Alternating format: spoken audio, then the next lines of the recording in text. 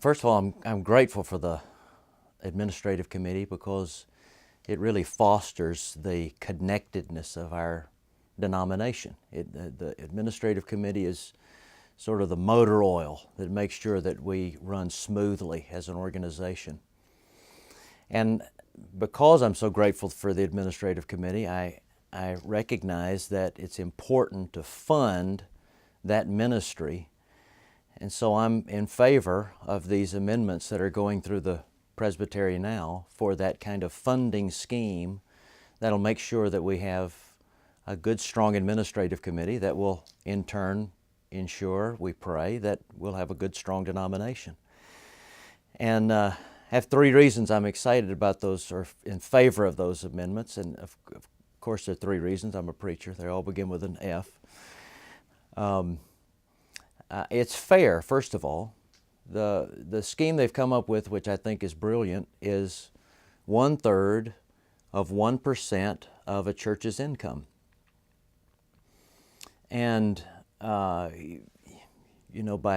if we were to participate in that as churches in the denomination, it would save the administrative committee from having to create a development staff, increase bureaucracy, and so forth. It would fund this skeleton crew that we already have who are able to work on a shoestring budget.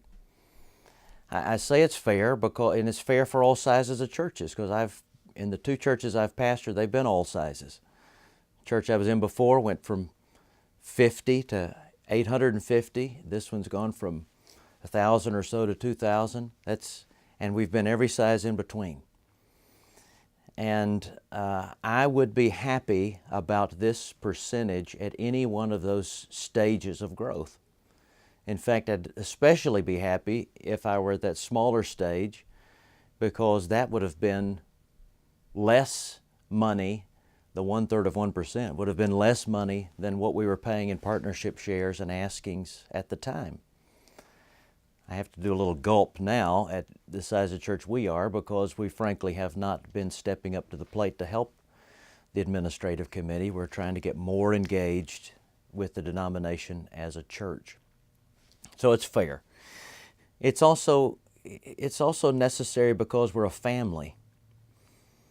It requires money to run a family. I've had to remind my own congregation of this recently, that it takes money to keep a family going, to keep an organization going. And it takes unfun money. To run my family, I have to pay the mortgage, I have to pay light bill, I have to pay the sewer bill. That's not fun money in my book. I'd rather buy swing sets and yard equipment and that sort of thing. But to maintain a healthy, happy family requires spending some unfun money. And to support the administrative committee of our church requires spending some unfun money.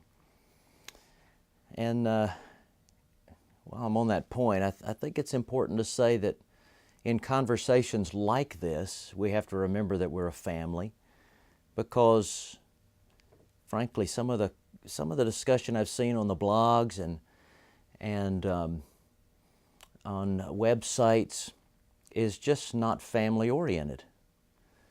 We are a family, and we're the family of God, and we should be speaking to each other as brothers and sisters and fathers and mothers. I'm really encouraged to engage with the younger generation of our denomination, because they're very positive, they're engaged, they know what it is. They put a premium on speaking in a civil way, put a premium on speaking the truth in love. And I do want to challenge my generation and the generation above me to imitate their example and speak the truth in love, and for us to maintain a legacy that is positive and not want so desperately to have a legacy that we're willing to get it even through negative means. So we've got to remember that we're a family. It's fair. We're a family. And finally, to support the denomination, to support the administration committee is an act of faithfulness. When I've got the first board I ever joined, the leader of the board was challenging us as board members to give to the organization. And he said some of the board members were not giving. So I leaned over to a friend of mine who was an older, wiser mentor, and I said, hey, is there any requirement to give to this board? To be a member of the board, do you have to give to the organization? And he said, not a legal requirement, but there is a moral requirement. I thought about that for a long time, and I thought, where in the Ten Commandments is there a requirement to give to an organization that you lead?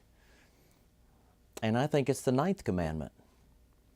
It's to be true to our confession, that when you put yourself forward, when you become an active part of an organization that you say you believe in, then you have to remember those words from John. Let us not love in word only, but let us love in deed and in truth. Not only in word and in tongue, but in deed and in truth. And some people have said that this is creating some kind of hierarchy of membership, or some people are going to be excluded. Well, only if they refuse to participate. And if we say that that we believe in our church and we're committed to her, and then we want to participate in her leadership, then it only makes sense that we reinforce that with our deeds. I'm grateful for this denomination because it is unique in my mind. We say that we want to be faithful to the Scriptures, we want to be true to the Reformed faith, we want to be obedient to the Great Commission.